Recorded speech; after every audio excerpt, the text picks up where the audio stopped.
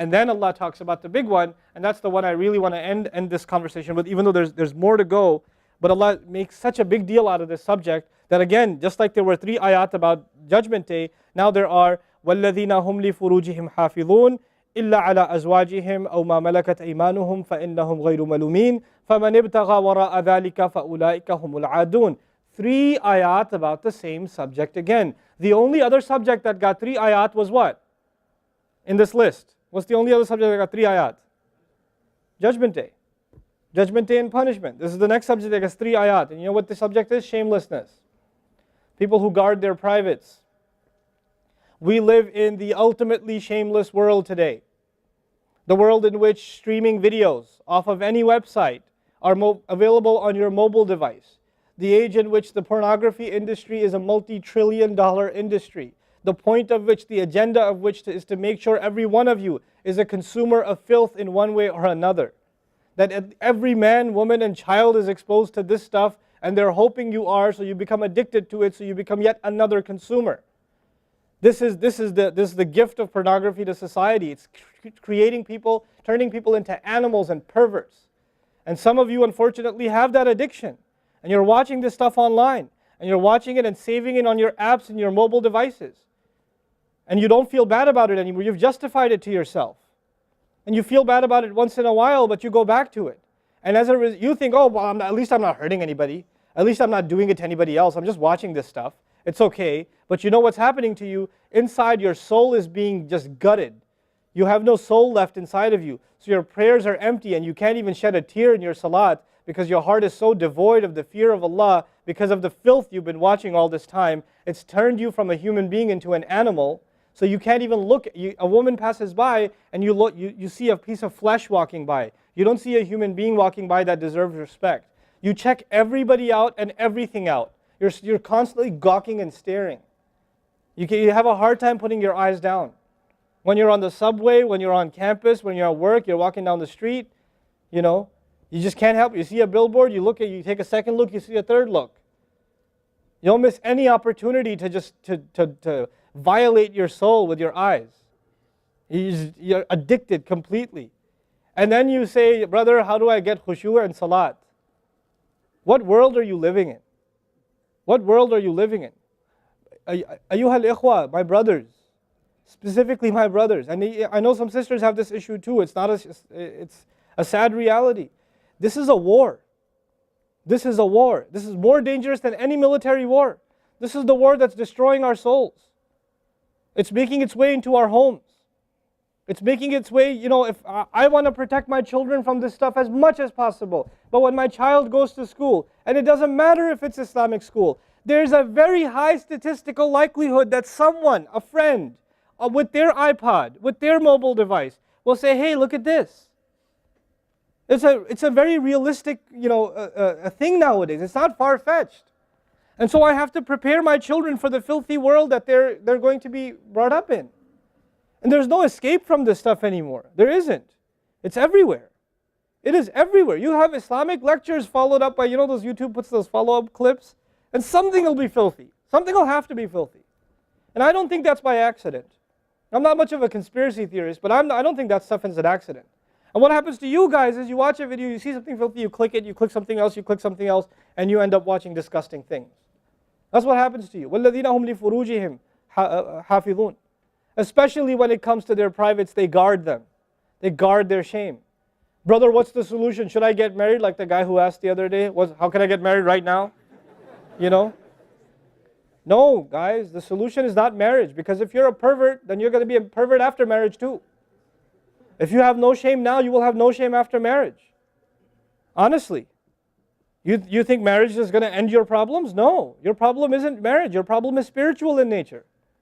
Your problem is psychological in nature. You need help. You need to stop this. You need to stop hurting yourself like this. You will have nothing, there'll be nothing left inside you. I just had an email from a teenager who's addicted to pornography, an anonymous email, 14, 15-year-old teenager. Says, I want to kill myself. I can't stop. I've been watching it since I was 11. My parents don't know. I read this stuff and I cry because he's not one. There's millions of Muslim kids like this. Millions. Millions of them. We have to help these people. We have to do whatever we can. And we don't have the trillions of dollars of advertising to counter that. We don't. And it's not realistic for me to say Facebook, YouTube, Twitter, internet, it's all haram. It's not realistic because it's a reality. It's as common as oxygen now. The only thing we can do is have a mature conversation about this and teach our youth to deal with this and navigate this and not fall into it. The elders that are here, stop watching Indian movies, man. Why are you sitting in a lecture talking about salat and the importance of salat and you don't guard your shame? Mother and daughter and husband and wife and sister sitting together watching whatever? God, come on. Stop. وَالَّذِينَ هُمْ لِفُرُوجِهِمْ حَافِظُونَ. They guard their privates. But guarding your privates doesn't mean you don't commit zina. It means everything that leads to the temptation. Everything that leads to it. They watch it. They guard it. They know it's under attack. They know that their shame is under attack. They realize that their weakness is their urges. Those urges that Allah put inside of us that are so strong. Allah put them there for a reason. He did. And every one of you have them. You don't have to, I don't have to have a dalil for you to have them. I know. The guys that are here. You all suffer that challenge every single day of your life. Especially in a city like this one. At least in Texas we're a little more conservative. Not that much more, but a little more. You know? At least in some towns they don't allow for filthy billboards and things like that. They actually don't even allow the billboards. You know? But that's changing soon because, capitalism wins in the end. Right? But you guys are living in the city where you're exposed to everything and anything. Everything and anything. And you have to really go out of your way to guard yourselves. This passage is not about high goals. This is about the bare minimum. I told you that, right? This is the bare minimum, folks. The bare minimum is we guard ourselves from shamelessness. We wage a war within ourselves against that tendency. And I know some of you have tried to quit before and you go back. And you've tried to quit before and you go back again. And you go back again. And you keep falling into that trap. I know some of you have done that. And you're struggling with it. But don't give up on yourself. Don't give up on yourself. And whatever it takes, if you just don't be alone. Don't be by yourself. Be with good friends. Be outside. Study somewhere else. Go to the library and study. Go somewhere where other people are around. Because when you're by yourself, shaitan gets you. And if the fear of Allah isn't enough for you, at least the fear of other people will work for you. At least something's better than nothing. For those, I've said this in other talks before, for the parents here, if you have a computer in the house, please don't make it a laptop. Have a desktop in the house with a really big monitor. Get the biggest monitor you can find. Honest to God, and make sure your computer is in the kitchen or in the dining room. Don't put it in the living room. Don't put it in the kids' room. Don't put it in your bedroom. Put it in the dining room, facing the public. You want to do homework, do it over there. Though you can't move the monitor this way or that way. It's facing everybody. That's how you should have it. This stuff, we have to take these precautions. Don't give your 11-year-old a smartphone. What were you thinking? That's not very smart. Don't give them a smartphone. Why am I seeing kids in Islamic school, 5th graders, with iPhones? iPhone 5s. I don't have an iPhone 5. Why do you have an iPhone 5? With 4G, you know how dangerous that stuff is? وَالَّذِينَ هُمْ لِفُرُوجِهِمْ حَافِظُونَ إِلَّا عَلَىٰ أَزْوَاجِهِمْ except upon their spouses أَوْ مَا مَلَكَتْ أَيْمَانُهُمْ فَإِنَّهُمْ غَيْرُ مَلُومِينَ or what their right hands possess, then they're not to be blamed. Allah says we have these urges and we can execute those urges, we can release those urges, but to the halal spouse, to the spouse, our spouses. But outside of that, we can't. And by the way, when people get addicted to this sort of thing, and they get accustomed to it, or they get over and overly exposed to it, they have miserable marriages. Their marriages start falling apart. They have this virtual idea of what pleasure means, and they don't find pleasure in their spouse anymore. And there's great fitna that comes into the family. It destroys homes, Muslim homes. That's what's happening in our world today. Allah talks about the people who make salah, and He says, I'm describing the people who make salah because this is the mawsuf, al-musallin, then alladhina, all the alladhinas, all the asma' mawsula here are the wasf, the sifa of it, which means the people of salah are the people who protect their shame, are the people who fear judgment day, are the people who, they are constant in their prayers. These are the people. فَمَنِ ابْتَغَى وَرَاءَ ذَلِكَ فَأُولَٰئِكَ هُمُ الْعَادُونَ. The people who pursue anything beyond that, then they are the ones engaged in aggression. This is an act of aggression. You know when adu is mentioned, or adi, adin from adu, from ada ya'du, right? Al-adun. Al-adawa in Arabic means animosity. Allah says, whoever pursues their urges to be fulfilled outside of the halal, outside of the marriage, whoever pursues that, then they are engaged in an act of aggression.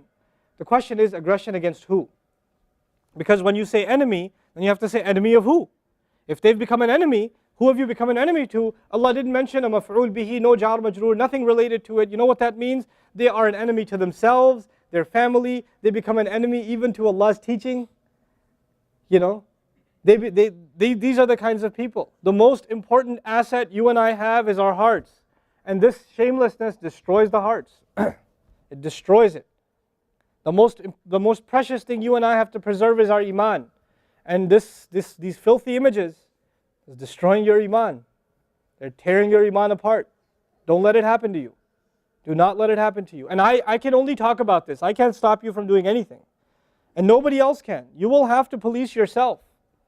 You will have to control yourself. You'll have to make the decision, is my iman important enough?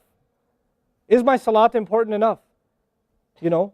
Or should I just carry on and pretend? You know what I told you about jazur, right? When you come across evil, you just don't want to deal with it. You just ignore it. There's a lot of people like that. They hear this stuff and they don't deal with it. They just ignore it. And you're jazur. Then you're not from the musallin. Illa al-musallin. If you don't be from the people of jazur, from the jazureen. Don't be from them. The people who just leave it. They don't even deal with their problem. They run from it. And they cave in every time. And they're reactionary. And that's the beautiful thing about the beginning of this passage. Halua, reactionary. Usually we react to temptation. You react to an image and it leads you to a site, which leads you to something else, which leads you to something else. You're constantly reacting to things. You're supposed to learn to have the right reaction, and the right reaction comes when we become people of salah.